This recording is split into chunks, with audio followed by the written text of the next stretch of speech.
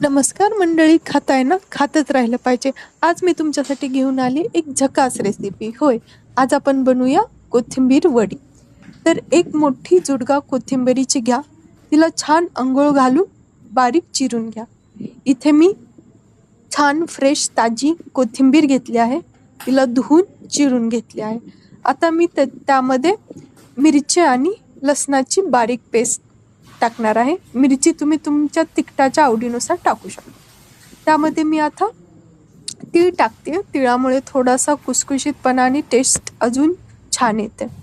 त्यानंतर चिमूटभर हळद, जिरे आणि चवीनुसार मीठ टाकून घ्या.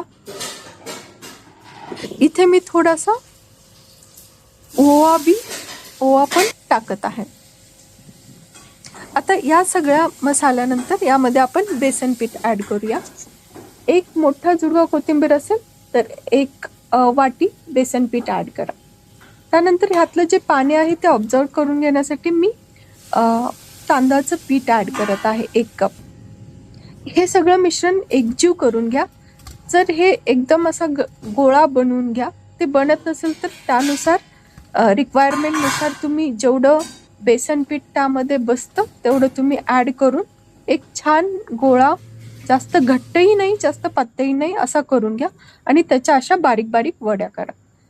त्यानंतर एक जाळी घ्या, स्टीमर घ्या, त्याला आतून तेल लावा खालून आणि त्यामध्ये ह्या अशा वड्या ठेवून द्या. आता ह्या वड्या आपण वाफवून घेणार आहोत.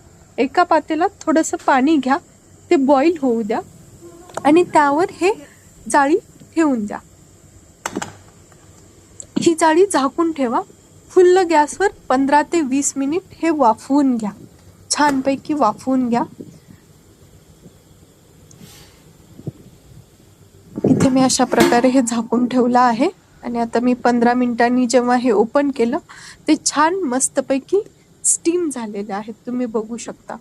आता हे थंड झाल्यानंतरच त्याला बारीक कट करून घ्या.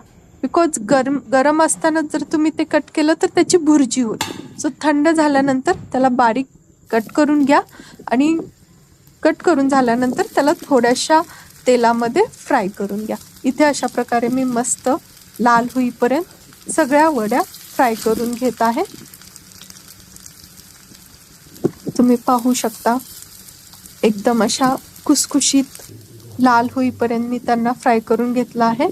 तर इथे सगळ्या वड्या मी फ्राय करून घेतल्या. तर तयार आहे आपली आतून मऊ बाहेरून खुसखुशीत अशी कोथिंबीर वडी. थँक्यू.